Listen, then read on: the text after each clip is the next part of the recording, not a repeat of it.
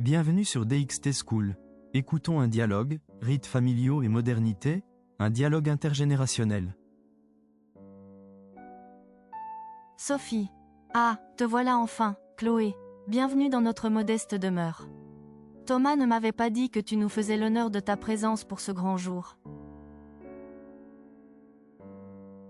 Thomas. Elle m'accompagne pour le week-end, tante Sophie. Elle voulait voir de ses propres yeux ce fameux « rituel annuel » dont je lui parle tant. Chloé. Enchantée, Madame Dubois. Thomas m'a en effet intriguée avec vos traditions familiales. C'est fascinant d'avoir des repères aussi ancrés. Sophie. Appelez-moi Sophie, je vous en prie.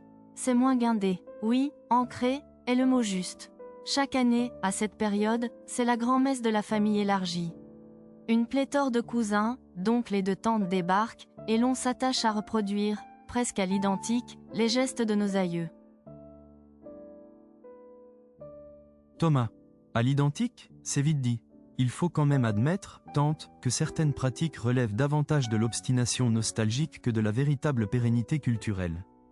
Quand bien même cela nous confère un sentiment d'appartenance, force est de constater l'anachronisme de certaines coutumes. Sophie. Anachronisme, je préférerais le terme « réminiscence » active. Ce n'est pas parce que le monde évolue à une vitesse fulgurante que l'on doit jeter aux oubliettes ce qui a forgé notre identité collective. Ces traditions, ce sont des amarres. Elles nous rappellent d'où nous venons, qui nous sommes, et surtout, l'importance de nous retrouver autour de valeurs intangibles. Chloé. Je comprends cela. Chez moi, les rituels sont moins formalisés, mais l'idée de transmission et de partage intergénérationnel est très forte. Y a-t-il un moment particulier que vous chérissez le plus dans cette célébration, Sophie? Sophie. Sans hésitation, le dîner du samedi soir. Il ne s'agit pas seulement du festin, bien que la tourte de ma grand-mère soit une œuvre d'art, mais de l'effervescence des conversations, des éclats de rire qui résonnent, des histoires d'antan que l'on raconte et que les plus jeunes écoutent, parfois avec un brin de désenchantement, mais toujours avec une certaine curiosité. C'est à ce moment-là que l'on perçoit la vitalité de notre lignée. Thomas.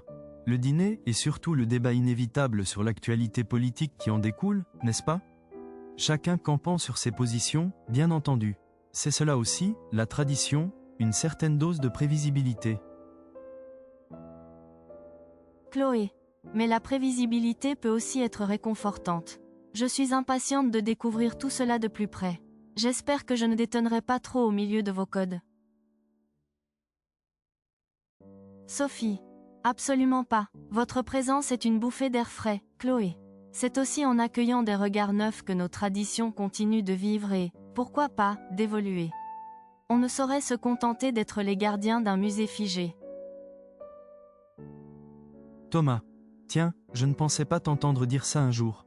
Un signe des temps, peut-être. Sophie. Riant doucement, même les plus fervents défenseurs des traditions savent qu'elles doivent respirer pour ne pas s'étouffer. Allons, Chloé, je vais vous montrer la chambre et vous pourrez vous préparer pour le prélude aux festivités. Chloé. Merci beaucoup, Sophie, j'ai hâte. Si tu as aimé ce dialogue, mets un pouce bleu. Abonne-toi pour une nouvelle leçon chaque jour. Retrouve plus de dialogues gratuits sur school.dxt.ma.